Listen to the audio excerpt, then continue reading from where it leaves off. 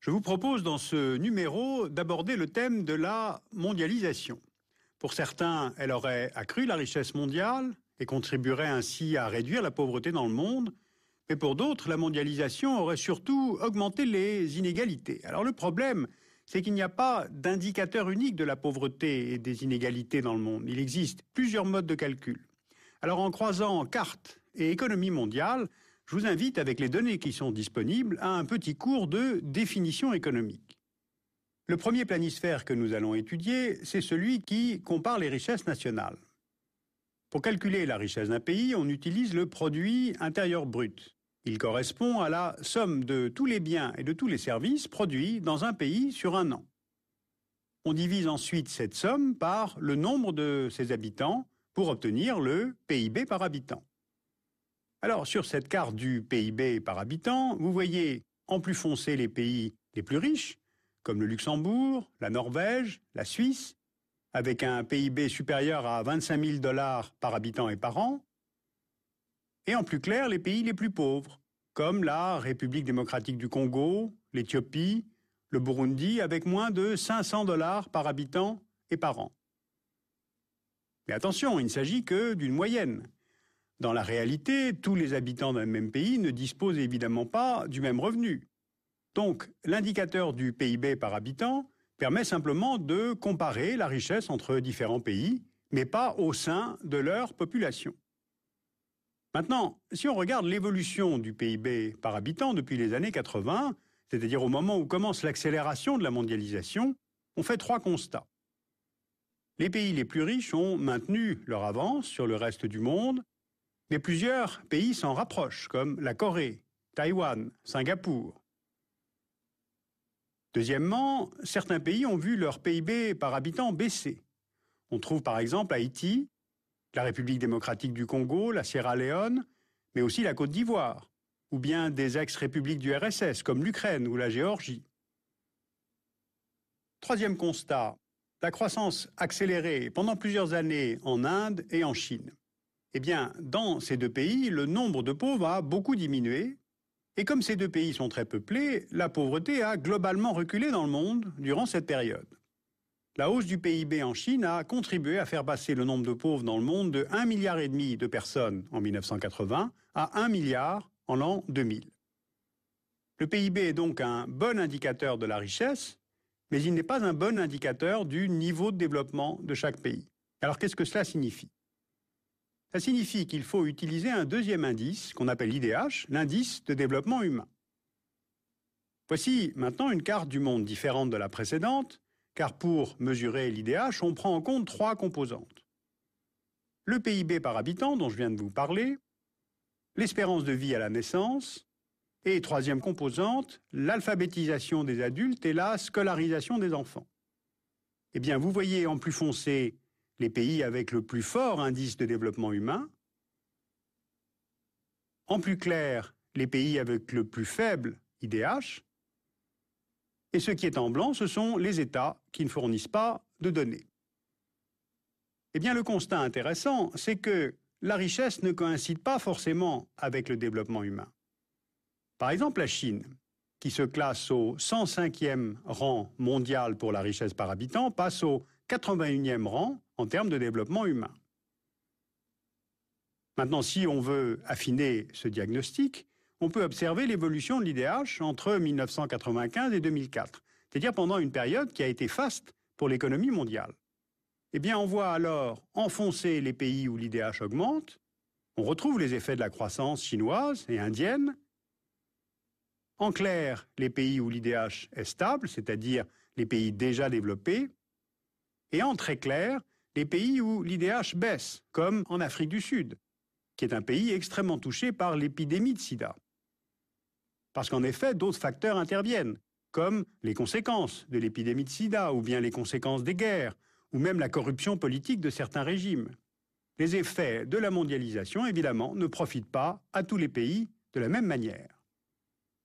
Bien, nous avons donc mesuré la richesse par habitant avec le PIB, le niveau de développement avec l'IDH, sauf qu'on ne sait toujours rien des inégalités entre individus. Eh bien, pour mesurer ces inégalités, il existe un troisième indicateur, c'est l'indice de Gini. L'indice de Gini, c'est un calcul mathématique complexe inventé par un statisticien italien du début du XXe siècle, Corrado Gini, et ce coefficient permet, entre autres, de mesurer la distribution des revenus au sein d'une population donnée. L'indice varie de 0 à 1, 0 indiquant une égalité parfaite, qui bien sûr n'existe pas, et 1, une inégalité totale, qui n'existe pas non plus. Ce serait comme si tous les revenus revenaient à une seule personne. La moyenne mondiale de l'indice de Gini est à 0,40. Alors vous voyez ici enfoncer les pays à forte égalité, c'est-à-dire où les écarts de revenus sont faibles.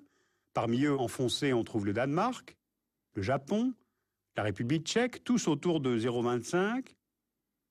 En plus clair, les pays les plus inégalitaires dans la redistribution de leur richesse, avec des indices de Gini de 0,60, République centrafricaine, Sierra Leone, Botswana, Lesotho, Namibie. Et puis, les pays que vous repérez en blanc indiquent des données qui ne sont pas disponibles.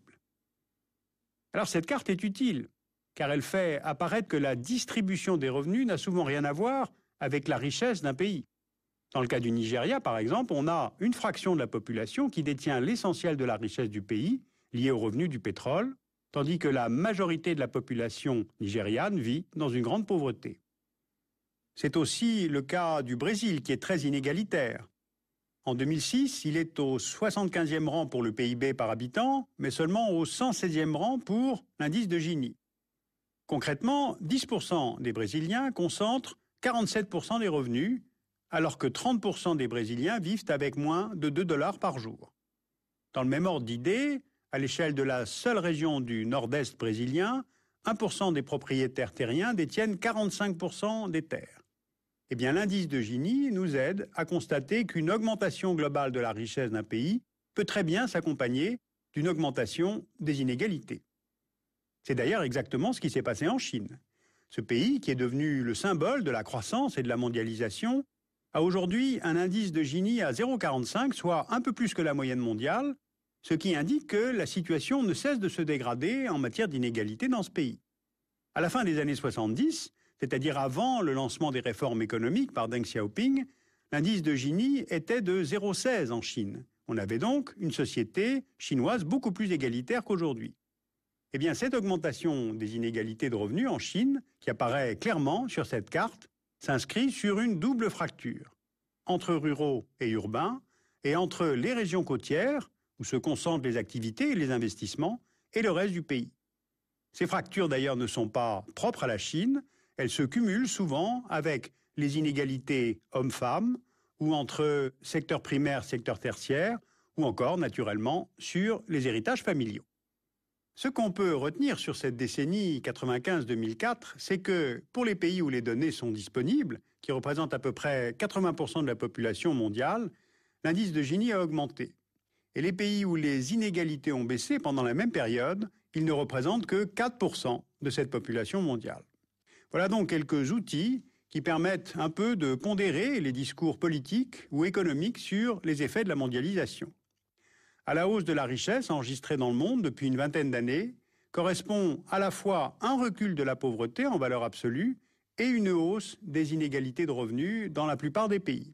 En clair, l'ouverture des marchés s'accompagne d'un accroissement des inégalités entre pays et entre individus. Or, ces inégalités fragilisent la légitimité politique des États, elles affaiblissent les institutions, et lorsque les institutions sont faibles, les groupes qui au départ sont déjà un peu désavantagés, les pauvres, les femmes, les ruraux, les minorités, les communautés indigènes, ont un poids négligeable dans leur société. Et comme justement ils n'ont pas de poids politique, ils restent désavantagés. C'est un cercle vicieux. Donc la mondialisation crée de la richesse, c'est vrai, mais elle la concentre sur quelques-uns. Vous pouvez utilement retrouver le coffret des 3 hors-séries de Télérama, dont l'un d'eux traite des questions d'inégalité. Vous pouvez aussi lire utilement la revue Questions internationales, un très bon numéro sur mondialisation et inégalité. Et puis je vous signale aussi 2 DVD du géographe-chercheur Pierre Gentel, l'un sur la géopolitique de l'Asie et l'autre sur l'Europe, qui sont édités chez Nathan. Et puis la parution du 7e DVD du Dessous des cartes, qui est consacré à l'Amérique latine, l'autre Amérique, et qui est édité chez Arte Vidéo.